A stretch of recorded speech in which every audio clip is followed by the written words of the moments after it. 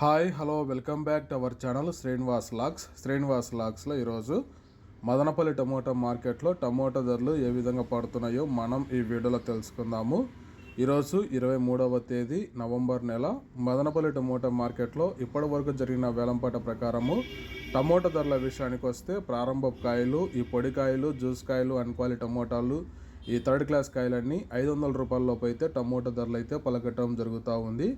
అలాగే ఇంకా second quality కాయల విషయానికి వస్తే కొద్ది క్వాలిటీ ఉండే కాయలు 500 రూపాయల నుంచి ప్రారంభమై 650, 700, 800 రూపాయల వరకు అయితే సెకండ్ క్వాలిటీ కాయలు అయితే మదనపల్లి టమోటా మార్కెట్లో టమోటా ధరలు అయితే పలకటం జరుగుతూ ఉంది.